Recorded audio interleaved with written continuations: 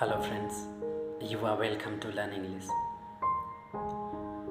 Today I am going to tell you how you can make these sentences.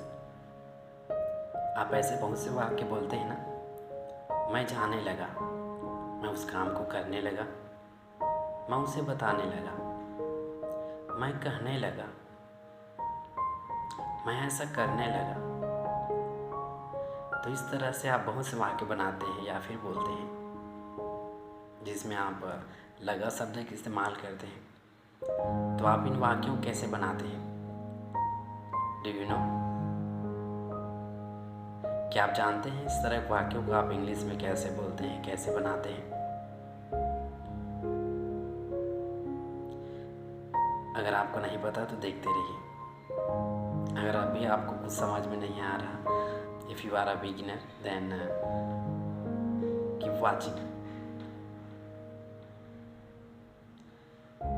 तो इसके लिए आप लिखते हैं began to, फिर वर्ब का फर्स्ट फॉर्म लिखते हैं। तो चलिए कुछ वाक्य देखते हैं। जैसे देखिए, मैं खाने लगा, आप इसे बोलेंगे I began to eat. मैं उस काम को करने लगा, I began to do that work. मैं उसे बताने लगा, I began to tell him. मैं उसे समझाने लगा, I began to make him understand.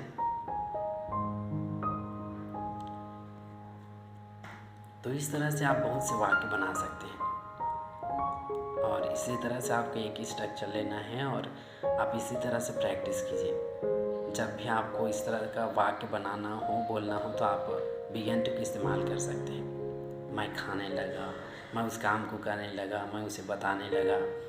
तो इस तरह के आप बहुत से वाक्य बना सकते हैं। तो इस तरह के आप बहुत से वाक्य बनाइए एंड प्रैक्टिस कीजिए। और अगर आप चाहें तो इसे स्टार्टेड फिर वर्ब में आईएनजी फॉर्म के साथ भी बना सकते हैं। जैसे कि मैं खाने लगा, आई स्टार्टेड ईटिंग।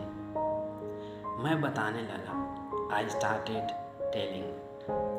मैं कहने लगा, आई स्टार्टेड सेइंग।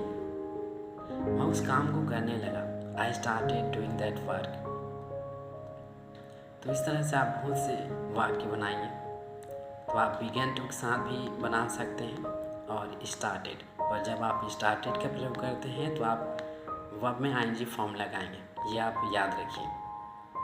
एंड और जब आप बिगन टू का इस्तेमाल करते हैं तो वर्ब का फर्स्ट फॉर्म लगाइए।